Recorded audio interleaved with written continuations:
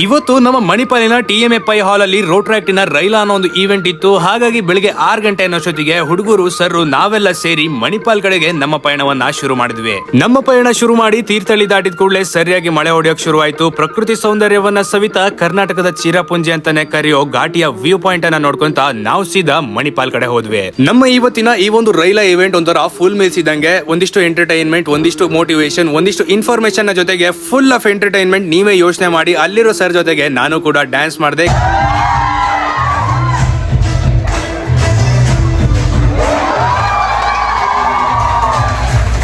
ಕಾರ್ಯಕ್ರಮ ಎಲ್ಲ ಮುಗಿದ ಕೂಡಲೇ ನನ್ನ ಒಪಿನಿಯನ್ ಕೂಡ ಸ್ಟೇಜ್ ಮೇಲೆ ಹಂಚ್ಕೊಂಡೆ.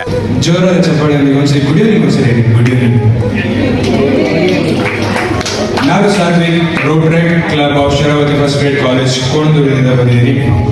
ಈ ಒಂದು ಸ್ಟೇಜ್ ನಲ್ಲಿ ಇದ್ದಾಗ ಮುಂಚೆ ತುಂಬಾ ಹೆದರ್ತಾ ಇದೆ. ಯಾಕಂದ್ರೆ ಇದೇ ಸ್ಟೇಜ್ ಅಲ್ಲಿ ಒಂದ್ಸಲಿ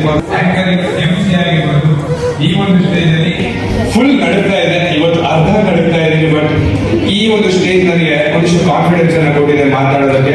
ಸ್ಟೇಜ್ ಅಲ್ಲಿ ನನ್ನ ಅನಿಸಿಕೆಗಳನ್ನ ಹಂಚ್ಕೊಂಡು ಕಾರ್ಯಕ್ರಮ ಎಲ್ಲ ಮುಗಿದ ಮೇಲೆ ಮತ್ತೊಂದ್ಸಲಿ ಎಲ್ಲರೂ ಸೇರಿ ಡ್ಯಾನ್ಸ್ ಮಾಡಿ ಅಲ್ಲಿಂದ ಸೀದಾ ಮನೆ ಕಡೆಗೆ ಹೊರಟ್ವಿ. ದಾರಿಲಿ ಬರ್ತಾ ಬರ್ತಾ ಹುಡುಗರು ನಾವೆಲ್ಲ ಹಾಡು ಹರಟೆಗಳನ್ನ ಹೇಳ್ಕೊಂತ ಆಗುಂಬೆ ಘಾಟಿ ನೋಡಿದ್ರೆ 5 ಅಡಿ ಮುಂದ್ಗಡೆಗೆ ದಾರಿನೇ ಕಾಣಿಸ್ತಿರ್ಲಿಲ್ಲ.